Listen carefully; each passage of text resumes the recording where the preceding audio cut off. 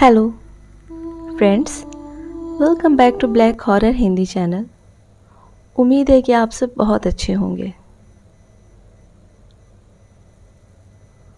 दोस्तों, आप लोग तो बहुत सारी जैपनीज अर्बन लेजेंड के बारे में सुने होंगे, जैसे कुचिसाकी ओना, हाचिशाकु सामा, रुको रुकोबी, योकी ओना एट्सेट्रा।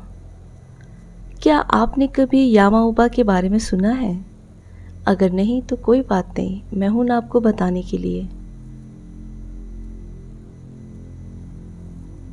दोस्तों, यामाउबा जापान की एक बहुत खौफनाक योकाई है। इसे माउंटेन विच या वाइट विच भी कहते हैं। ये जापान के जंगल में जो पहाड़ होते हैं उनमें पाई जाती हैं, कभी कभी गुफाओं में भी। जंगल में जो हाइकर्स या ट्रैवलर्स आते हैं या जो रास्ता भटक जाते हैं, उन्हें ये अपना शिकार बनाती है। यामाउबा किसी भी ट्रैवलर पर डायरेक्ट नहीं अटैक करती है। यामाउबा हमेशा एक बहुत बूढ़ी लेडी का रूप लेकर, रेड कलर के किमोनो पहन करके, जो फटे हुए रहते हैं, और जंगल में भटकती रहती है किसी मुसाफिर की तलाश में। रास्ते में अगर इसे कोई ट्रैवलर या हाइकर दिख जाए जो बहुत थका हुआ रहता है, तो ये उन्हें रेस्ट करवाने और खाना खिलाने के बहाने अपने एक छोटी सी झोपड़ी में ले जाती है। वहाँ ले जाकर उन ट्रैवलर्स को बहुत अच्छा खाना खिलाती है, उन्हें सुलाती है, उनकी देखभाल करती है, और फिर रात होते ही ये अपनी असली भयानक चुड़ैल वाली रूप में आ जाती है और उस शख्स को जिंदा खा जाती है। यस, जिंदा। अपनी झोपड़ी में जिन ट्रैवलर्स को वो ले जाती है, उन पर डार्क मैजिक कर देती है ताकि वो कहीं भी भाग ना पाए और उसी झोपड़ी में ट्रैप होकर रह जाएं। जब ये अपनी असली रूप में आती है तो कभी कभी इसके सिर पर 2 हॉर्न होते हैं और लंबे लंबे फैंग्स होते हैं। एक स्टोरी के मुताबिक जापान में जब जब अकाल आता था, जहाँ खाना मिलना मुश्किल हो जाता था, तो बहुत से परिवार के लोग अपने घर की बुजुर्ग लेडी को जंगल में छोड़ आया करते थे, और उनमें से कुछ बुजुर्ग लेडी गुस्से में बदला लेने के लिए ब्लैक मैजिक सीखती थी और फिर एक भयानक योकाई में बदल जाती थी। दोस्तों, आप भी जब जापान के माउंटेन एरिया में घूमें तो प्लीज़ बहुत केयरफुल रहें। ये बूढ़ी लेडी का रूप ले करके वहाँ पहाड़ी रास्तों में भटकती रहती है, जिससे आपको उस पर मर्सी आ जाएगा और फिर वो आपको अपना शिकार बना लेती है।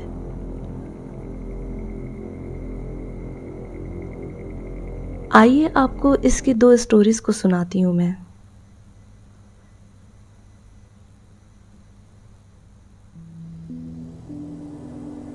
एक बार एक बौद्ध भिक्षु थे जो टेम्पल से दूर एक कुआं था, उसमें से पानी लेने जाते हैं। सडनली वहाँ तेज़ तूफान आ जाता है और बारिश होने लगती है, जिससे बचने के लिए वो कोई सेफ जगह खोजने लगते हैं। कुछ दूर चलने के बाद उन्हें एक छोटी सी झोपड़ी नज़र आती है। हेल्प की उम्मीद में वो वहाँ चले जाते हैं।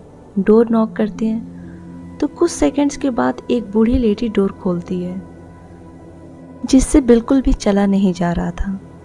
बौद्ध भिक्षु उस बूढ़ी लेडी से रिक्वेस्ट करते हैं कि क्या कुछ देर के लिए आपकी झोपड़ी में जगह दे सकती हैं? बारिश रुकने के बाद मैं चला जाऊंगा। वो बूढ़ी लेडी मान जाती है और उसे झोपड़ी के अंदर आने देती है। उस बौद्ध भिक्षु को खाना देती है, गरम गरम सूप देती है और सोने के लिए बेड भी देती है।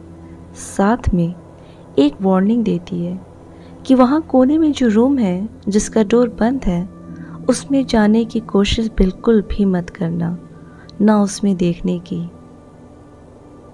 खाना खाने और लेटने के बाद उस बौद्ध भिक्षु को नींद नहीं आ रही थी। वो थोड़ा बेचैन होने लगते हैं जानने के लिए कि आखिर इस रूम में क्या है कि उस बूढ़ी लेडी ने देखने से बिल्कुल भी मना किया है। उनके पास वेट करने के सिवा कुछ नहीं था। वो मौके की तलाश में थे कि कैसे उस रूम में देखूं। वो बूढ़ी लेडी उसके पास आती हैं और बोलती हैं कि अंधेरा होने वाला है, मैं बाहर लकड़ियां लेने जा रही हूँ, तुम कहीं भी मत जाना, यहीं आराम करना। ये बोलकर वो चली जाती है। उसके जाने के तुरंत बाद वो बौद्ध भिक्षु उस रूम की तरफ धीरे धीरे अपने कदम बढ़ाने लगते हैं। जैसे वो अंदर जाते हैं उनकी आंखें फटी की फटी रह जाती हैं। वो वहाँ रूम के अंदर आधी कटी हुई बॉडी के टुकड़ों को देखते हैं जो इधर उधर बिखरी पड़ी हुई थी।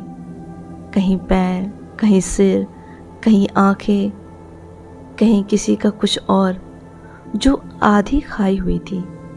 ये खौफनाक मंजर देखकर वो डर से रूम के बाहर आ जाते हैं। उन्हें समझ आ जाता है, इसलिए उन्हें इस रूम में देखने के लिए मना किया गया था।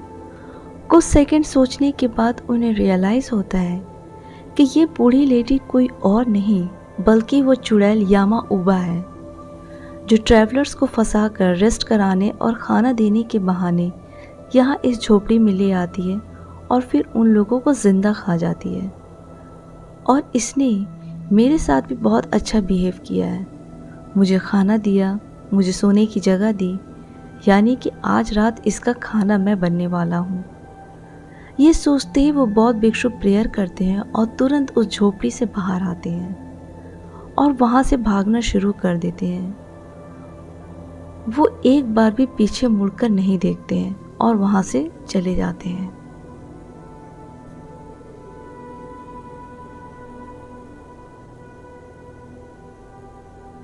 हेलो दोस्तों, मेरा नाम दाइची है। मैं जॉब करता हूँ। ये खौफनाक घटना मेरे साथ 2011 में हुआ था, जिसके सपने आज भी मुझे आते हैं। इस घटना की वजह से मैं महीनों तक डिप्रेशन में था, जिससे निकलने में मुझे बहुत टाइम लग गया था। इस घटना में मैं अपने एक बहुत अच्छे दोस्त रिको को खो देता हूँ। 2011 के जुलाई मंथ की बात है। मैं, रिको और ज़ीरो हम तीनों हॉलीडे एंजॉय करने माउंटेन पे गए थे। माउंटेन एरिया में हम हाइकिंग कर रहे थे। हाइकिंग करते करते काफ़ी दूर घने जंगल में काफ़ी अंदर हम चले जाते हैं। हम बहुत एंजॉय करते हैं। शाम होने लगती है, फिर हम डिसाइड करते हैं कि हमें अब यहाँ से रिटर्न जाना चाहिए। हम भी ज़्यादा टायर्ड हो गए थे। कुछ देर हाइक करने के बाद हम एक ऐसे रास्ते पे आ जाते हैं जहाँ से 3 रास्ते जा रहे थे।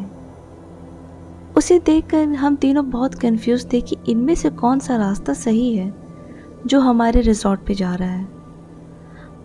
हम समझ जाते हैं कि शायद हम किसी गलत रास्ते पे आ गए हैं।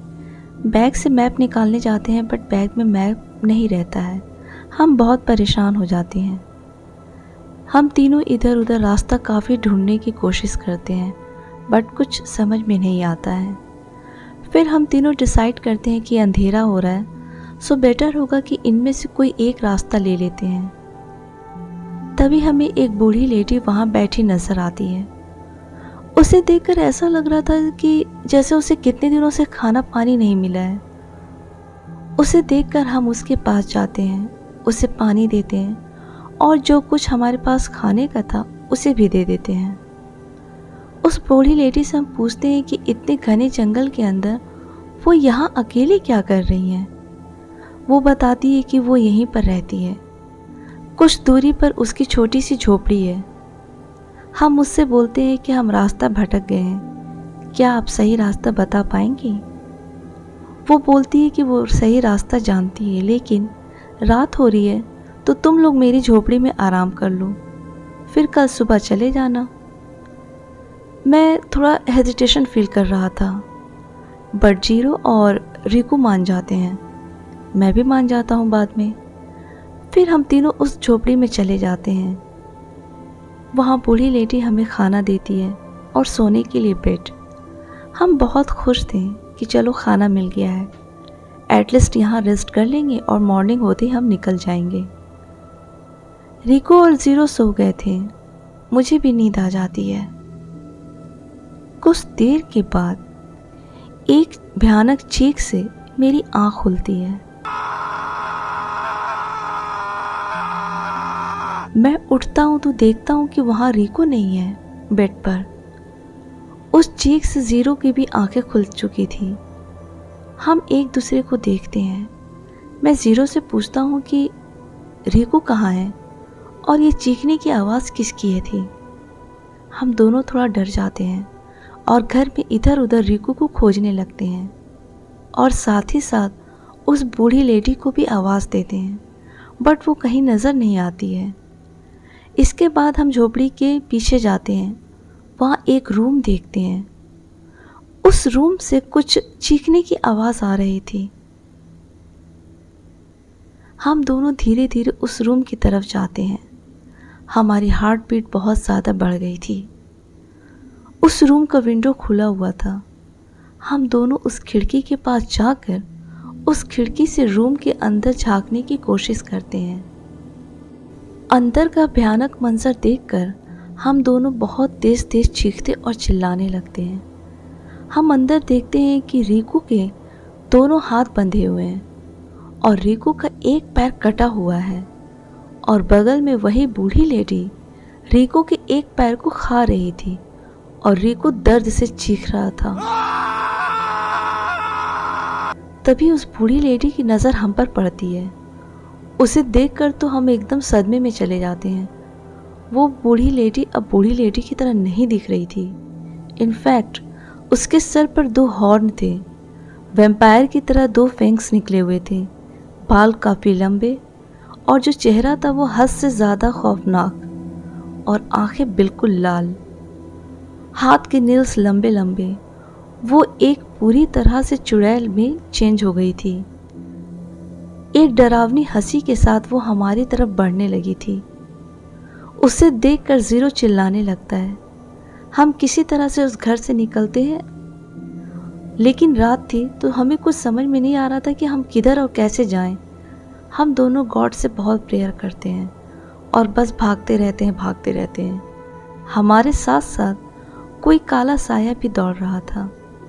हमारी हिम्मत नहीं हो रही थी कि हम अपने साइड में उससे देखने की कोशिश करें कि आखिर वो क्या चीज़ हमारे साथ साथ दौड़ रही है। कुछ देर के बाद वो काला साया गायब हो जाता है। हम एक जगह पे छिप जाते हैं। सन जैसे निकलता है हम किसी तरह रास्ता ढूंढते हैं और अपने रिजॉर्ट में आते हैं। हम पुलिस को इन्फॉर्म करते हैं, बट पुलिस हमारी बात पे बिलीव नहीं करती है। वो लोग रिकू को बहुत सर्च करते हैं, बट वो कहीं नहीं मिलता है। जब ये खौफनाक घटना वहाँ के लोकल्स को पता चलती है तो 2 शख्स हमारे पास आते हैं। पूरी घटना डिटेल्स में जानने के बाद वो लोग बताते हैं कि जिस चुड़ैल को तुमने देखा वो यामा उबा है, जो दिन में बूढ़ी लेडी का रूप लेकर ट्रैवलर्स को खोजती रहती है, ये बोल करके कि चलो आप लोग रेस्ट कर लो। जब ट्रैवलर उसकी झोपड़ी में जाते हैं तो ये रात होती उसे जिंदा खाने लगती है। ये सुनकर हम बहुत दहल जाते हैं।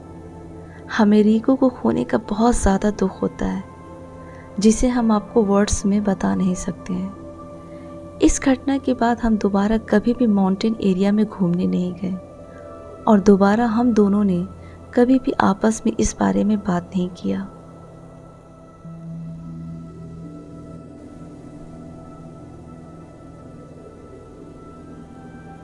आई होप कि आज की वीडियो जो जैपनीज अर्बन लेजेंड यामा उबा के बारे में थी आपको पसंद आई होगी।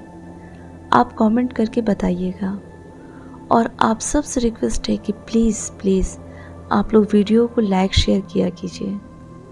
आपको पता है आपके कमेंट्स को पढ़कर मुझे बहुत मोटिवेशन मिलता है, बहुत अच्छा लगता है, इसलिए प्लीज़ कमेंट भी किया कीजिए। दोस्तों, मैं हाजिशा कुसामा और योकियो ओना पे जो 2 वीडियोस बना चुकी हूँ उसका लिंक डिस्क्रिप्शन में है, आप सब ज़रूर देखिएगा। जिन दोस्तों ने मेरे चैनल को सब्सक्राइब किया है उनका बहुत बहुत शुक्रिया और आपसे ये भी रिक्वेस्ट है कि वीडियो को प्लीज़ शेयर किया कीजिए। आज के लिए इतना ही, मिलती हूँ नेक्स्ट वीडियो में। Till then bye and take care. Love you all.